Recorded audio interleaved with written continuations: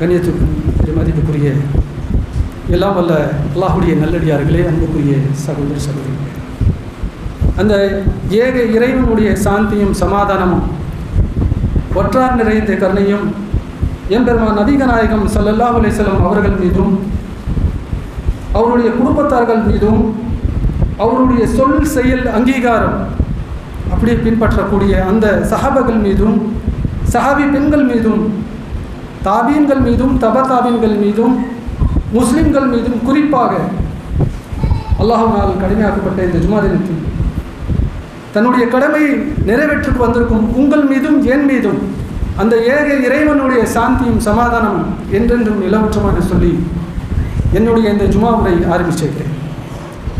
எல்லாம் வல்ல அல்லாஹுடைய நல்லடியார்களே, அன்புக்குரிய சகோதர சகோதரிகளே, அல்லாஹ் ரப்பில் ஆலமீன் இந்த உலகத்தில் படைத்த சிறந்த படைப்பு மனிதனை, இந்த மனிதன் இம்மையிலே சரி மறுமையிலே சரி வெற்றி பெற வேண்டும் என்பதற்காக இஸ்லாம் என்ற ஒரு மார்க்கத்தை வழங்கி சில தீர்ப்புகள், சில கட்டளைகளை தன்னுடைய திருமறையிலே அல்லாஹ் ரப்பில் ஆலமீன் சொல்லிக் கொண்டிருக்கிறான்.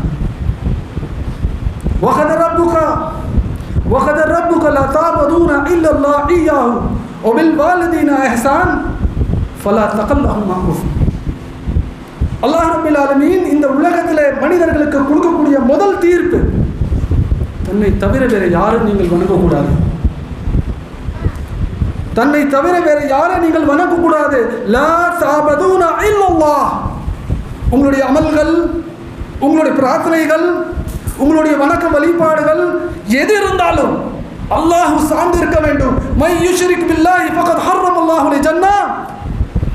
நீங்கள் அல்லாஹ்க்கு இணை வைத்தால், நீங்கள் அல்லாஹ்க்கு ஷிர்க் செய்தால் ஒருபோதும் வெற்றி பெற மாட்டீர்கள் என்று அல்லாஹ் தஆலா எச்சரிக்கை செய்கிறான். ஆகவே ஷிர்க் என்பது மிகப்பெரிய பாவம். ஏனைய பாவங்களை அல்லாஹ் மன்னித்து விட்டாலும் ஷிர்க்குக்கு ஒருபோதும் மன்னிப்பு கிடையாது என்று அல்லாஹ் தஆலா எச்சரிக்கை செய்கிறான். ஒரு சின்ன பாத்திரத்தில் அதில் பால் நிறைந்தல, அந்த பாத்திரத்தில் வெறும் ஒரு டிராப்ஸ், ஒரு சொட்டு விஷயத்தை நாம் அதில் போட்டு விட்டால் அந்த பால் முழுமையாக வீணாகப்படுமே. அதே போன்று நீங்கள் காலம் காலமாக நன்மையான அமல்கள் செய்திருப்பீங்க, நன்மையான காரியங்களை செய்திருப்பீங்க. ஒரே ஒரு சிர்க், ஒரே ஒரு அநியாயம், ஒரே ஒரு பாவத்தை செய்தால் உங்களுடைய அத்தனையும் நன்மைகள், நீங்கள் செய்யக்கூடிய அத்தனை நன்மையான காரியங்கள் எல்லாமே வீணாக விடும் என்று அல்லாஹ் தஆலா எச்சரிக்கை செய்கிறார். ஆகவே ஷிர்க் என்பது மிகப்பெரிய பாவம். நம்முடைய சொந்த பந்தம், நம்முடைய உறவினர்கள் இந்த ஷிர்க்லையும் பித்தத்திலையும் முழுகியிருந்தால் நம்முடைய கடமை என்ன? அவர்களை புத்திமதி சொல்ல வேண்டும். ஏனென்றால் அல்லாஹ் தஆலா நமக்கு ஒரு கடமை கொடுத்திருக்கிறான், ஒரு அமானிதம், ஒரு பொறுப்பை கொடுத்திருக்கிறான். அதை சம்பந்தமாக அல்லாஹ் தஆலா தன்னுடைய திருமறையிலே சொல்லிக் கொண்டிருக்கிறான். வத்தகும் மின்னகும் உம்மத்துன் யதுல் கைரி வ யாமரூன பில் மஅரூஃப் வ யன்ஹூன அனில் முன்கர் வ உலைக ஹுமுல் முஃப்லிஹூன். உங்களில் ஒரு கூட்டம் இருக்கட்டும், அவர்கள் என்ன செய்வார்கள் தெரியுமா? அவர்கள் நன்மை ஏவார்கள், தீமை தடுப்பார்கள், அவர்கள் தான் வெற்றியாளர்கள். நம்ம கண்ணுக்கு முன்பாக நம்முடைய உறவினர்கள், சொந்தக்காரர்கள், நண்பர்கள் அந்த ஷிர்க்கில் இருந்தால் அவர்களுக்கு சொல்லக்கூடிய அந்த இடத்துல நாம் இருக்கிறோம். வெறுமன நன்மைகள் தொழுகை பக்கம் வாங்க, நன்மையான காரியங்கள் இப்படி சொல்லிட்டே இருந்தால் என்ன நடக்கும்? ஒன்றுமே நடக்காது. உதாரணத்துக்கு ஒரு கார்பரேஷனில் குப்பை தொட்டி, நிறைய குப்பை இருக்குது, அதில் அந்த குப்பை எடுக்காமல் அதில் பிளிச்சிங் பவுடரும் நறுமணம் பூசிட்டு போயிட்டா அந்த இடம் சுத்தமாமா? இப்போ முதல் செய்யக்கூடிய தீமையை அகற்ற வேண்டும். கண்ணுக்கு முன்பாக ஷிர்க்லையும் பித்தத்திலையும் அனாச்சாரங்களையும் இந்த சமுதாயம் ஒழுகிருந்தால் நாம் என்ன செய்ய வேண்டும்? அவர்களுக்கு ஷிர்க்ல இந்த தீமைய காரியங்களை அகற்ற வேண்டும். அதுதான் நம்முடைய கடமை. ஆகவே அல்லாஹ் தஆலா முதல் செய்யக்கூடிய கடமை தீர்ப்பு என்ன சொல்கிறான் என்றால், தன்னை தவிர வேறு யாரும் நீங்கள் வணங்கக்கூடாது. லா தஅபுதூன இல்லல்லாஹ். இரண்டாவது தீர்ப்பு அல்லாஹ் என்ன சொல்கிறான் என்றால், வபில் வாலிதீன இஹ்சான். உங்கள் பெற்றோர்களுக்கு உபகாரம் செய்யுங்கள், நன்மை செய்யுங்கள். அவர்கள் ஒருவரோ இரண்டு பேரோ வயதான காலத்தில் இருந்தால், அறியாமல் ஏதாவது தவறு செய்துவிட்டால் ஃபலா தகுல் லஹுமா உஃப். அவர்களுக்கு முன்பாக உயர்ந்த சத்தத்தோடைய ஏசாதீர்கள், திட்டாதீர்கள். அப்படி நீங்கள் செய்தால் உங்களுடைய நன்மைகள் எல்லாமே வீணாகிவிடும் என்று அல்லாஹ் தஆலா எச்சரிக்கை செய்கிறான்.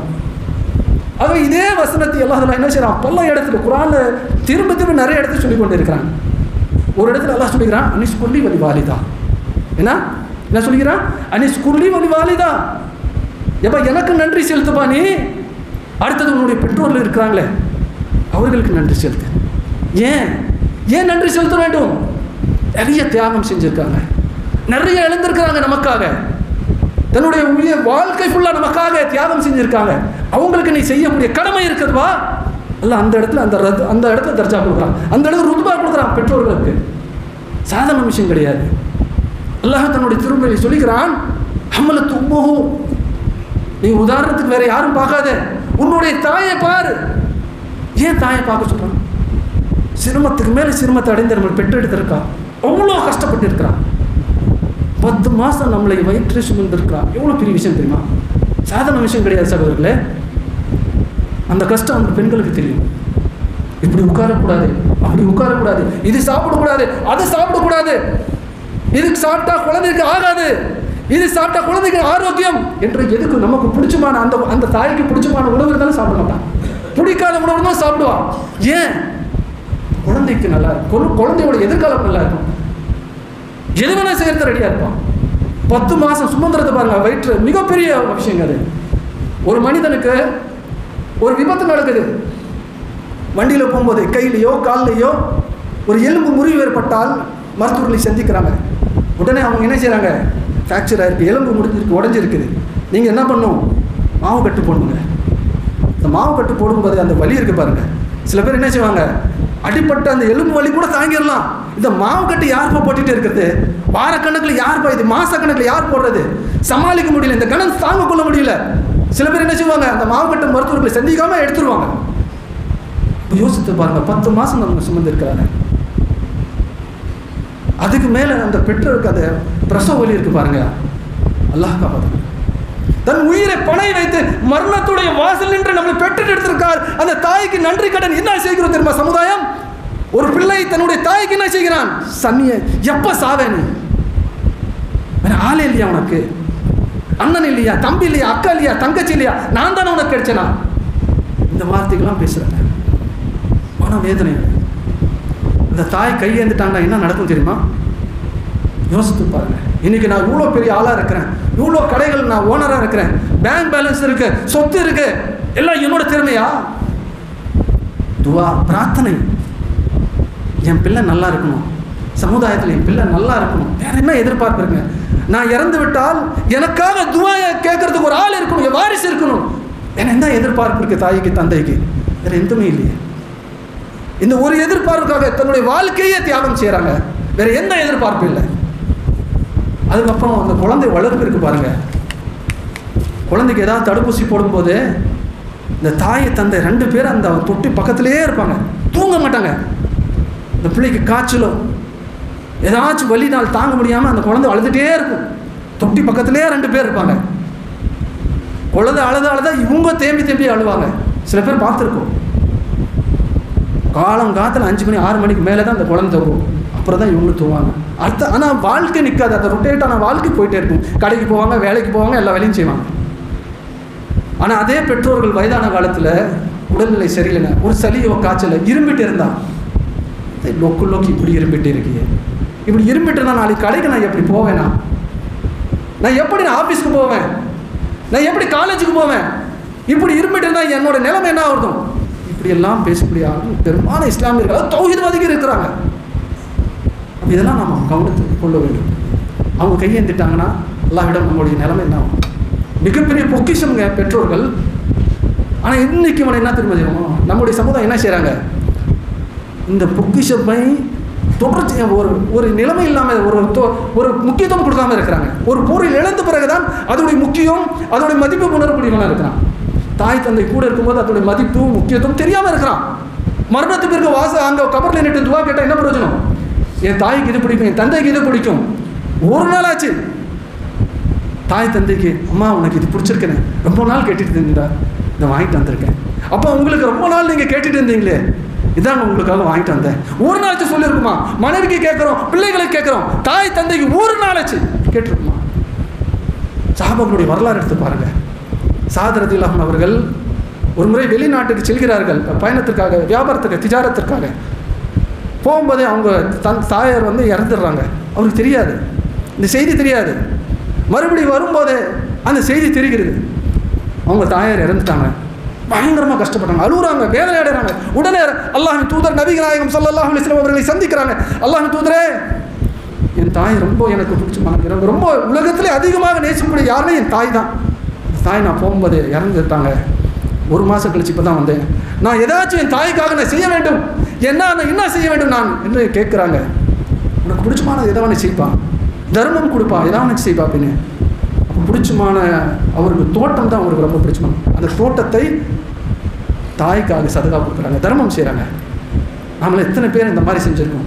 தாய்க்கு 1 நாள் ஆச்சு, பிள்ளைங்களுக்கு நேரம் கொடுக்குறோம், மனைவிக்கு நேரம் கொடுக்குறோம். 1 நாள் பக்கத்தில் தாய் தந்தையோட உட்கார்ந்து, அப்பா எப்படி இருக்கீங்க, உங்கள் உடல்நிலை எப்படி இருக்கீங்க, அம்மா எப்படி இருக்கிறீங்க, உங்களோட உடல்நிலை எப்படி இருக்கு, 1 நாள் ஆச்சு சொல்லியிருக்குமா? உட்கார்ந்து கொஞ்சம் நேரத்தை செலவு செய்யுங்க, அவங்களோட உட்காருங்க, அவங்களோட பிரார்த்தனை வாங்குங்க, அவங்களோட துவா கேளுங்க. உலகம் பின்னாடியே ஓடிக்கொண்டே இருக்கும். தாய் தந்தையுடைய மிகப்பெரிய ஒரு பொக்கிஷம் அல்லாஹ் தஆலா நமக்கு கொடுத்துருக்காங்க. அவங்களுக்கு கிதுமத் செய்தால், பணிவிடை செய்தால், நாளை மறுமையில் அல்லாஹ் தஆலா சொர்க்கத்தை வாக்குறுதி கொடுத்துருக்காங்க. அல்லாஹ்வுடைய வாக்குறுதி உண்மையானது. ஒரு முறை அல்லாஹ்வின் தூதர் நபி ஸல்லல்லாஹு அலைஹி வஸல்லம் ஒரு சஹாபி வரார். அல்லாஹ்வின் தூதர்கிட்ட கேட்குறாங்க, அல்லாஹ்வின் தூதரே, மன் ஹக்க பிஹுஸ்னி ஸஹபதி, அல்லாஹ்வின் தூதரே,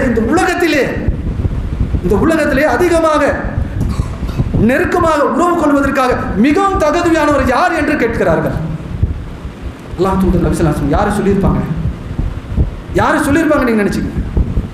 உங்களுடைய மனைவி சொல்லியிருப்பாங்களா? என் மனைவி தான் நான் ரொம்ப பிடிக்கும், உறவு கொள்வதற்காக என் மனைவி தான் அதிகம் அப்படி சொல்லியிருப்பார்களா? அல்லாஹ் தூதர் இல்லை. யார் நம்ம அதிகமாக நேசிக்கிறோம், நம்ம பிள்ளைகள் பேர் சொல்லியிருப்பாங்களா? இல்லை. அல்லாஹ் தூதர் நபி ஸல்லல்லாஹு அலைஹி வஸல்லம் உன்முக சொல்கிறார்கள், உன்னுடைய தாய் அந்த இடத்துல உறவு கொள்வதற்கு தகுதியானவர் உன் தாய் தவிர வேறு யார் இல்லை. அந்த சாமி கேட்குறாங்க, 2வது இடத்துல யார்? அல்லாஹ்வின் தூதரே, 2வது இடத்துலையும் உன்னுடைய தாய். 3வதுல யார் என்ற சஹாபி கேட்குறாங்க, 3வது இடத்துல யார் இருக்கிறாங்க? 3வது இடத்துலையும் உன்னுடைய தாய் இருக்கிறாங்க. இப்போ 4வது இடத்துல யார் இருக்காங்க கேட்கும்போது, சும்மா மன் யா ரசூலுல்லாஹ் சும்மா அபூகா, உன்னுடைய தந்தை எங்கே சொல்கிறார்கள். இப்போ தாய் தந்தையுடைய மதிப்பு புரிஞ்சுக்கிறது. நம்ம கூட இருக்கும்போது அவங்களுடைய கித்மத் செய்ய வேண்டும், பணிவிடை செய்ய வேண்டும். எல்லாத்துக்கும் நம்ம நேரம் ஒதுக்குறோம், தாய் தந்தைக்காக நேரம் ஒதுக்க வேண்டும். அல்லாஹ் நமக்கு கொடுக்க மிகப்பெரிய ஒரு பொக்கிஷம். சில நேரத்தில் என்ன ஆகுனா, தாய் தந்தை 2 பேர் இருப்பாங்க, மகனோ மருமகளோ ஏதாச்சும் சொல்லிட்டாங்கன்னு வச்சுங்களேன். அப்போ தந்தைக்கு ஏதாவது சொல்லிட்டாங்கன்னா தாய் வந்து ஆறுதலாக சொல்லுவாங்க, யார் சொன்னாங்க, நம்ம பையன் தானே சொன்னாங்க, விடுங்க, ஏங்க இப்படி எல்லாம் மனசில் வச்சு கோச்சிட்டிங்க, நம்ம பசங்க தான் சொன்னாங்க, வேற யார் சொல்ல போகிறாங்க, விடுங்க, மனசில் எதுவும் வச்சுக்காதுங்க. அதே மாதிரி தாய்க்கு ஏதாவது சொல்லிட்டாங்கன்னா தந்தை ஆறுதல் சொல்லுவாங்க, ஏன்னா உன் பையன் சொல்கிறான், அது போய் நீ மனசில் வச்சுக்க, அவன் பொண்டாட்டி சொல்கிறான், அதெல்லாம் என்ன மனசில் வச்சுக்கிற, ஒன்றும் மனசில் வச்சுக்காத, என்ன நம்ம பசங்க தானே, அப்படி ஒருத்தருக்கு ஆறுதல் சொல்லுவாங்க. ஆனால் சில இடத்துல தாய் இருப்பாங்க, தந்தை இருக்க மாட்டாங்க, தந்தை இருப்பாங்க, தாய் இருக்க மாட்டாங்க. அப்போ அவங்களுடைய கஷ்டங்கள், அவங்களுடைய துக்கங்கள் யார்கிட்ட ஷேர் பண்ணுவாங்க? நீங்கள் ஏதாச்சும் ஒன்று பேசிடுவீங்க, அந்த கஷ்டத்தை யார்கிட்ட ஷேர் பண்ணுவாங்க? கை ஏற்றுட்டு அல்லாஹ் கிட்ட துவா கேட்டாங்கன்னா நம்மளோட நிலைமை என்ன? யோசித்து பாருங்க. கை ஏற்றுட்டு அல்லாஹ் கிட்ட பிரார்த்திச்சுட்டேன்னா, அல்லாஹ் என் பிள்ளைங்களுக்கு இப்படி செய்கிறாங்களே, இவங்களுக்காக நாங்கள் என் வாழ்க்கையை அர்ப்பணிச்சு கொடுத்தோமே, தியாகம் பண்ணோமே, சொத்து சுகம் எதுவுமே நம்ம வாங்கவே இல்லையே. இந்த குழந்தைங்க நமக்கு 2 வீட்டில் அனாதை இல்லத்தை சேர்த்துறாங்க, அனாதை இல்லத்தில் ரோட்டில் பிச்சை வாங்குறதுக்கு விடுறாங்க, சொந்த பந்தெல்லாம் நம்மளை காரி தூக்குறாங்க. இந்த சூழ்நிலைக்கு எத்தனை பேர் இருக்காங்க தெரியுமா? எத்தனை பேர் இருக்காங்க? இது அனாதை இல்லை முதியோர் இல்லத்துக்கு பாருங்கள், நல்லா செல்வந்தர்களாக இருக்காங்க, பேங்க் பேலன்ஸ் நிறைய, சொத்துக்கள் நிறைய, பணம் இருக்கிறது. அந்த தாய் தந்தை பார்க்கறதுக்கு ஆள் இல்லையா? அங்கே அனாதை இல்லத்தில் இருக்காங்க. அந்த மாதிரி சூழ்நிலை நம்ம சமுதாயம் இன்னைக்கு போயிட்டு இருக்கு. வேற யாரும் தேட வேண்டாம். நம்முடைய பிள்ளைகளோட நிலைமை எப்படி இருக்கு? மார்க்கம் அந்த மாதிரி புரிஞ்சிருக்கிறாங்க. பெற்றோர்களுடைய இதம் மதிப்பு முக்கியத்துவம் உணராம இருக்கிறாங்க. புரிஞ்சுக்க. அப்துல்லா இப்னு மஸ்ஊத் ரலியல்லாஹு அன்ஹு வருகிறாரு. அவர் கேட்கிறார்கள், அல்லாஹ்வின் தூதரே, இந்த சொர்க்கத்தை செல்லக்கூடிய மிகவும் நெருக்கமான நற்செயல் எது அல்லாஹ்வின் தூதரே என்று கேட்கிறார்கள். அப்போ அல்லாஹ் தூதர் நபி ஸல்லல்லாஹு அலைஹி வஸல்லம் சொல்கிறார்கள், அஸ்ஸலாத்து வக்தியா. என்ன சொல்கிறார்? அஸ்ஸலாத்து வக்தியா, தொழுகை அந்த உரிய நேரத்தில் தொழுது கொள்ளுங்கள். இன்னைக்கு கூட வெள்ளிக்கிழமை எல்லாத்தையும் தெரிஞ்சிருக்கும். இமாம் மிம்பரில் நின்று விட்டால் அந்த வானவர்கள் மலக்குவார்கள், தன்னுடைய வருகை அட்டனஸ் க்ளோஸ் பண்ணிட்டு அவர்களும் அமர்ந்து கொள்வார்கள். அதுக்கு பின்னாடி வரக்கூடிய அவருடைய பேர் வருமா இல்லையா எல்லாத்துக்கும் தெரியும். தெரியாமல் அமர்ந்து எந்த தௌஹீத்வாதியும் இருக்க மாட்டாங்க. இந்த ஹதீஸ் விளங்காம யாருமே இருக்க மாட்டாங்க. இருந்தாலும் உலகம் உலகம் உலகம் உலகம் பின்னாடியே கொண்டு இருக்கிறோம். அமல் ஹயாத்த துன்யா இல்லா மத்துல் குரூர். இந்த உலகம் ஏமாற்று தவிர வேறு எதுவுமே இல்லை. எவ்வளோ பொருளாதாரம், எவ்வளோ சொத்து, எவ்வளோ சுகம், பேங்க் பேலன்ஸ், செக்கு, வண்டி இதெல்லாம் வாங்கிட்டு இந்த 6 அடியில் எடுத்து போக முடியுமா? எது உனக்கு நிற்குமா? 4 நாட்கள் தான் வாழ்க்கை இருக்கிறது. யாருக்கு உறுதியும் கிடையாது. அது எனக்கு 30 வயசு ஆகுது, இப்போ எனக்கு மரணம் வராது, 70 வயசுல மரணம் வரும், யாராவது சொல்ல முடியுமா? கேரண்டி இருக்கா? யாருக்கு கேரண்டி இல்லை. அடுத்த செகண்ட் யாருக்கு என்ன நடக்கும் சொல்ல முடியாதுங்க. காலையில் பார்க்குறோம், சாயங்காலம் செய்தி வருது, ஒஃபாத்தாயிட்டாருங்க. நல்லா தானே இருந்தாரு, நாங்கள் 2 பேரும் சேர்ந்து டீ தாங்க சாப்பிட்டோம். ஆமாங்க சாப்பிட்டீங்க, ஆனால் ஒஃபாத்தாயிடுச்சு. யாராலும் சொல்ல முடியாது. அந்த சூழ்நிலை நாம் அனைவரும் வாழ்ந்து கொண்டே இருக்கிறோம். அப்போ நேரம் வக்தோட நேரத்தில் நம்ம தொழ வேண்டும். 1 மாதம் நம்ம பயிற்சி எடுத்தோம். ரம்லான் மாதத்தில் அல்லாஹ் நம்மளை பார்த்து கொண்டு இருக்கிறான். தொழுகை நேரத்தில் தொழ வேண்டும். வக்து வந்துருச்சுன்னா தொழுக வேண்டும். ஃபஜர்னா தொழுவணும், கரெக்டாக நேரத்தை தொழணும். வியாபாரம் செய்கிறோமா, அல்லாஹ் நம்மளை பார்த்து கொண்டு இருக்கிறான். தனியாக இருக்கிறோம், ஒரு ஃபோனில் ஏதாச்சும் காட்சி வந்தால் அல்லாஹ் நம்மளை பார்க்குறான். ரோட்டில் போகிறோம், தன்னுடைய பார்வை கீழே நோக்கி பார்த்துட்டே இருக்கும், அல்லாஹ் என்ன பார்க்குறான். ஒரு குடுக்கல வாங்கல் இருக்கிறது, அல்லாஹ் நம்மளை பார்க்குறான். அல்லாஹ் என்ன பார்க்குறான், அல்லாஹ் என்ன பார்க்குறான், அல்லாஹ் என்ன பார்க்குறான் என்ற ஒவ்வொரு காரியத்தை செய்யும்போது அடுத்த மாதம் நமக்கு அல்லாஹ் பார்க்க மாட்டானா? யோசித்து பாருங்க. 11 மாதத்தில் வெறும் 1 மாதத்தில் அல்லாஹ் நம்மளுக்கு அந்த கடமையாக்கி இருக்கிறானா? யார் ரம்லான் மாதத்தை முழுமையாக கடைபிடிக்கிறார்களோ ஏனைய 11 மாதம் கடைபிடித்த வேண்டும். இதான் மார்க்கம் நமக்கு சொல்லக்கூடிய பாடம், படிப்பினை, லெசன். ஆனால் இஸ்லாமியர்கள் மட்டும்தான் அந்த ரம்லான் மாதத்தில் மட்டும் ஓஹோன்னு பள்ளி வாசல்ல இருப்போம், அல்லாஹ் அதுக்கு நன்மை கொடுக்குறான். ஆனால் அந்த பாடம், அந்த படம், அந்த படிப்பினை ஏனே 11 மாதம் நம்ம கடைபிடிக்க வேண்டும். அந்த இறைச்சம், அந்த தக்குவா, அந்த இஹ்லாஸ் அதிலே தான் இருக்க வேண்டும். அதுக்கு தான் ரம்லான் மாதம். ஆனால் நாம் என்ன செய்கிறோம்? ரம்லான் மாதம் மட்டும் உழுந்து இருக்கும். ஆக ஸலாத்து வக்த் என நேரத்தை தொழ வேண்டும். அடுத்தது அல்லாஹ் தூதர் நபி ஸல்லல்லாஹு அலைஹி வஸல்லம் சொல்கிறார்கள், சும்மா பிர்வாலதீன். இங்கேயும் பாருங்கள், உங்கள் பெற்றோர்களுக்கு உபகாரம் செய்ய வேண்டும், பெற்றோர்களுக்கு நன்மை செய்ய வேண்டும், அவர்களுக்கு தேவைகளை பூர்த்தி செய்ய வேண்டும். உடல்நிலை சரியில்லையா, அவங்களை ஆஸ்பத்திரிக்கு கூட்டிய உடல்நிலை சரியில்லையா, வாங்க கூப்பிட்டு போகணும். அவங்க சொல்ல தயங்குவாங்க, ஒரு கண்ணாடி வாங்குறதுக்கு கேட்கறது தயங்குவாங்க. உங்களுக்கு எதாவது வேணுமா அப்படின்னு சொல்லிட்டு நாம தான் கேட்க வேண்டும். நம்முடைய கடமை. நமக்காக எவ்வளோ தியாகம் செஞ்சுருக்கிறாங்க, நாம தான் கேட்கணும். அப்போ 2வது இடத்துல அல்லாஹ் தஆலா என்ன சொல்றான்? சும்மா பிர்வாலதீன், பெற்றோர்களுக்கு உபகாரம் செய்வார். 3வது இடத்துல யார் சொல்லுங்க தெரியுமா? சும்மா பிர்வாலதீன் சொல்லிட்டு பிறகு சும்மா அல் ஜிஹாது சபீலில்லாஹ், மார்க்கத்திற்காக, கொள்கைக்காக யார் ஜிஹாது செய்கிறாரோ, யார் போர் செய்கிறாரோ அந்த சொர்க்கத்துக்கு நற்செய்தி என்று அல்லாஹ் தூதர் நபி ஸல்லல்லாஹு அலைஹி வஸல்லம் சொல்கிறார்கள். இப்போ நம்ம போர் செய்ய அவசியம் இல்லை, அந்த மாதிரி காலகட்டத்தில் நம்ம இல்லை. ஆனால் நப்ஸோட போர் செய்கிறதுக்கு நமக்கு அவசியமாக இருக்குது. இன்றைக்கி ஃபஜர் எத்தனை பேர் இருக்கும்? பள்ளி நிறைந்த எல்லா மக்களும் இருக்கிறாங்க. யார் யார் ஃபஜர் இன்றைக்கி தொழுதுருக்கும் கொஞ்சம் யோசித்து பாருங்க. காலையில் எந்திரிச்சிருக்கும், நீயத்து இருந்திருக்கும். ஆனால் சைத்தான் நினைச்சுமா, எவ்வளோ நேற்றெல்லாம் எவ்வளோ வேலை பார்த்துப்பா, நீ இவ்வளோ கஷ்டப்பட்டேன், இவ்வளோ உழைச்சேன், ஒரு 10 நிமிஷம் தூங்கப்பா, அப்படியே தூங்க வச்சிருவான். அதுவரை பெண்களும் அப்படி தான். பாத்திரம் கழுவணும், துணி துவைக்கணும், பிள்ளைங்களுக்கு ஸ்கூலுக்கு அனுப்பணும், அப்புறம் மறுபடியும் சமைக்கணும், இந்த வேலைகள்லாம் இருக்குது, கொஞ்ச நேரம் தூங்குமா அப்படின்னா அவங்களையும் தூங்க வச்சிருவோம். சைத்தானோட வேலையே அதுதான். அப்போ அதே மாதிரி நபி மொழிக்கு மாற்றமாக திருமணங்களை கலந்து கொள்வது, அனாச்சாரங்களை கலந்து கொள்வது, அல்லாஹ் எதை ஹராமாக்கியிருக்கான், வட்டி பக்கம் சாயம், இதெல்லாம் சர்வசாதாரணம். இன்னைக்கு முஸ்லீம் செய்யலாம். வட்டி வந்தால் ஒரு இதே கிடையாது, சர்வசாதாரண வட்டியில் இந்த பிஸ்னஸ் அப்படி சொல்லிட்டு செஞ்சுருக்கான். இப்போ இதில் வந்து அல்லாஹ் தூதர் நபி ஸல்லல்லாஹு அலைஹி வஸல்லம் நமக்கு என்ன செஞ்சுங்க, தடை செஞ்சுருக்காங்க. இன்றைக்கி ஜிஹாத் செய்கிறதுக்கு முதல் நம்ம நப்ஸோட தான் ஜிஹாத் செய்யணும். அல்லாஹ் தூதர் நபி ஸல்லல்லாஹு அலைஹி வஸல்லம் காலத்தில் கிட்டத்தட்ட 19 போர் அல்லாஹ் தூதர் நபி ஸல்லல்லாஹு அலைஹி வஸல்லம் சந்திச்சிருக்கிறாங்க. நீங்கள் அந்த வரலாறு எடுத்து பாருங்களேன். ஒவ்வொரு போர்க்களத்திலையும் கூட எதிரி படை வந்து முஸ்லீம் படையோட எண்ணிக்கை அதிகம் தான் இருக்கும். காரணம் என்ன தெரியுமா? அந்த தேர்வு செய்யக்கூடிய அந்த வீரர்களை தேர்வு செய்த பொறுப்பு யார் தெரியுமா? அல்லாஹ் தூதர் நபி ஸல்லல்லாஹு அலைஹி வஸல்லம் தான் எடுப்பார்கள். ஒவ்வொரு வீரர்களை தேர்வு செய்வார்கள். அவர் தான் எல்லாத்துக்கும் வந்து இன்டர்வியூ எடுப்பார். அப்போ ஒரு இளைஞர் வரான், அல்லாஹ் தூதர் நபி ஸல்லல்லாஹு அலைஹி வஸல்லம் கிட்ட கேட்குறாங்க, அல்லாஹ் தூதரை நானும் இந்த போர்க்களத்தில் கலந்து கொள்கிறேன், என் பேரும் பதிவு செய்யுங்க. அப்போ அல்லாஹ் தூதர் நபி ஸல்லல்லாஹு அலைஹி வஸல்லம் என்ன கேட்டாங்க தெரியுமா? உண்மையில் எது கேட்க வேண்டும்? உன்னிடம் ஆயுதம் இருக்கிறதா, வாகனம் இருக்கிறதா, இதுக்கு முன்பாக நீ ஏதாச்சும் போர்க்களத்தில் சந்திச்சிருக்கிறா, இதுதான் கேட்க வேண்டும், இதுதான் நியாயம். ஆனால் அல்லாஹ் தூதர் நபி ஸல்லல்லாஹு அலைஹி வஸல்லம் என்ன கேட்டாருங்க தெரியுமா? உன் வீட்டில் தாய் தந்தை இருக்கிறாங்களா, உன் பெற்றோர் இருக்கிறாங்களா? ஆமாம் சொல்லலாம், எனக்கு இன்னும் கல்யாணம் திருமணம் நடக்கவில்லை, என் வயதான தாய் இருக்கிறாங்க. போ, முதல்ல உன் தாய் கிதும செய், பணிவிடை செய், அல்லாஹ் உனக்கு ஜிஹாதோட நன்மை தருவான். சுப்ஹானல்லாஹ், இப்படிப்பட்ட மார்க்கத்தில் நாம் இருக்கிறோம். தாய் தந்தைக்கு பணிவிடை செய்தால், கிதுமத் செய்தால் அல்லாஹ் நமக்கு எங்க தருவான்? ஜிஹாதோட நன்மை தருவான். அல்லாஹ்வுடைய வாக்குறுதிங்க. அல்லாஹ்வுடைய வாக்குறுதி உண்மை என்று அல்லாஹ் தஆலா நமக்கு வாக்குறுதி கொடுக்கிறான். அல்லாஹ்வின் தூதர் நபி ஸல்லல்லாஹு அலைஹி வஸல்லம் அவர்கள் கிட்டத்தட்ட 19 போர்களை சந்திச்சிருக்கிறார். அதில் ஒரு போர்க்களம் தான் ஹுனைன் போர்க்களம்.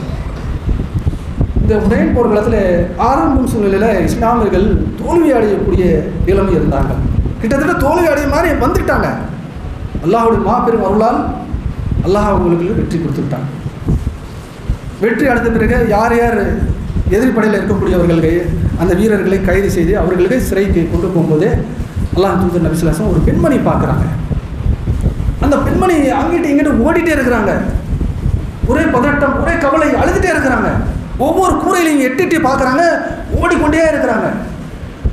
அல்லாஹ் தூதர் நபி ஸல்லல்லாஹு அலைஹி வஸல்லம் அப்படியே பார்த்துட்டே இருக்கிறாங்க. சஹாபாக்களை கூப்பிட்றாங்க, யார் இந்த பெண்மணி? எதுக்கு இங்கிட்டு அங்கிட்டு ஓடுறாங்க? எதுக்கு ஒவ்வொரு கூரையில எட்டி பார்க்குறாங்க? இப்போ சஹாபாக்கள் சொல்கிறாங்க, அல்லாஹ் தூதரே, இந்த பெண்மணி எதிரிப்படை வீரர்களுடைய மனைவி. இந்த பெண்மணியோடைய கை குழந்தை காணோம், அதனால தான் இங்கே அங்கிட்டு தேடிட்டே இருக்கிறாங்க. கொஞ்சம் நேரம் கழிச்ச பிறகு அந்த குழந்தை கிடைச்சிருக்கு. அந்த குழந்தை கிடைச்ச உடனே அந்த தாய் பாருங்கள், அந்த பாசத்தை பாருங்கள். இவ்வளோ பதட்டம், இவ்வளோ கவலை. தன் கணவனை சிறை பிடிச்சிட்டாங்க, அந்த கவலை கூட கிடையாது. பிள்ளை கிடைச்சிருச்சுங்க, கை குழந்தை கிடைச்சது. உடனே எல்லா துக்கத்தில் மறந்து அந்த சந்தோஷத்தில் பிள்ளைகளுடைய தேவையை பூர்த்தி செய்து அப்படியே சந்தோஷத்தில் உட்காரும்போது அல்லாஹ் தூதர் நபி ஸல்லல்லாஹு அலைஹி வஸல்லம் பார்த்துட்டு சஹாபாக்களை கூப்பிட்டாங்க, இங்கே வாங்க, என் அருமை தோழர்களே, இங்கே வாங்க. 10 நிமிஷம் முன்பாக இந்த தாயை பார்த்தீங்களா? பிள்ளை காணோம்னா எப்படி பதட்டம், எவ்வளோ கவலை. அங்கே இங்கே ஓடுறாங்க, ஒவ்வொரு கூரையில் எட்டி பார்க்குறாங்க, பிள்ளை இங்கே இருக்குமா அங்கே இருக்குமா, அப்படி கவலையில் இருந்தாங்க. பிள்ளை கிடைச்சிருப்பாருங்க, எவ்வளோ சந்தோஷம், எவ்வளோ சந்தோஷம், எவ்வளோ நிம்மதியாக இருக்கிறாங்க. இந்த தாய் தன்னுடைய பிள்ளையை நெருப்பு கொண்டு அதில் போடுவாரா என்று அல்லாஹ் தூதர் நபி ஸல்லல்லாஹு அலைஹி வஸல்லம் கேட்குறாங்க. அல்லாஹ் தூதரை சொல்கிறாங்க, அல்லாஹ் தூதரை என்ன சொல்கிறீங்க? இவ்வளோ நேசம், இவ்வளோ பாசம் இருக்கக்கூடிய எந்த தாய் கூட தன்னுடைய பிள்ளை நெருப்பு கொண்டு அதில் போட மாட்டா. அல்லாஹ் தூதர் நபி ஸல்லல்லாஹு அலைஹி வஸல்லம் சொல்கிறார்கள், என் அருமைக்குரிய சகோதரர்களே, அப்போ கேட்டுக்கொள்ளுங்கள். விரும்பின ஒரே ஒரு %, ஒரே ஒரு சதவீதம் பாசத்துக்கு, நேசத்துக்கு, இந்த அளவு பாசம், நேசம், கவலை, அழுகை எல்லாம் காட்டுறோம் மனிதர்கள். மீதி உள்ள 99 பாசம், நேசம் அல்லாஹ் நம்பிதை வச்சிருக்கிறான். நம்மளை நெருப்புல போட்டுருவானா, நரகத்தில் போட்டுருவானா? எவ்வளோ வாய்ப்பு, எவ்வளோ ஆப்பர்ச்சுனிட்டி நம்ம கொடுக்குறான். திருந்துக்குங்க, சுதாரிச்சிருங்க. எப்போ வேணா மவுத் வரும், அதோட ஞானம் அல்லாஹ் தவிர யாருக்கு தெரியாது என்று அல்லாஹ் திருப்பி திருப்பி திருப்பி சொல்லிக்கொண்டே இருக்கிறான். ஆமாம், என்ன செய்யறோம்? உலகம் உலகம் உலகம் உலகம் பின்னாடி ஓடிக்கொண்டே இருக்கிறோம். எப்போ ஹயாத், எப்போ மவுத் முடியும் தெரியாது. ஒரு செகண்ட் போய் கபரஸ்தான்ல ஜியாரத்தில் செஞ்சுட்டு போயிட்டு வாங்க. நிச்சயமாக ஒரு நாள் நாம் போவோம், மறுபடியும் வரமாட்டோம். இப்போ நம்ம போவோம், வருவோம், ஆனால் ஒரு நாள், ஒரு நேரம் இருக்கும், அப்போ போவோம், நம்ம மறுபடியும் வரமாட்டோம். அந்த நேரத்திற்காக, அந்த நிமிடத்துக்காக, அந்த கபருடைய வாழ்க்கைக்காக உங்களை நீங்கள் தயாரித்துக் கொள்ளுங்கள். அந்த மரண வாழ்க்கை, கபருடைய வாழ்க்கை, அந்த வாழ்க்கைக்கு உங்களுக்கு தயாரிப்பு செய்யுங்க. அதனால தான் அல்லாஹ் தஆலா நமக்கு கொடுக்கக்கூடிய மிகப்பெரிய பொக்கிஷம் இந்த தாய் தந்தை, இந்த பெற்றோர்கள். பெற்றோர்களுக்கு ஹித்மத் செய்யுங்க, பணிவிடை செய்யுங்க. அல்லாஹ் நமக்கு மிகப்பெரிய தர்ஜா, இந்த சொர்க்கத்தை கொடுக்கக்கூடியவனாக இருக்கான்னு சொல்லி என்னுடைய உரையை நிறைவு செய்கிறேன். வாஹுர் அல்ஹம்துலில்லாஹ்.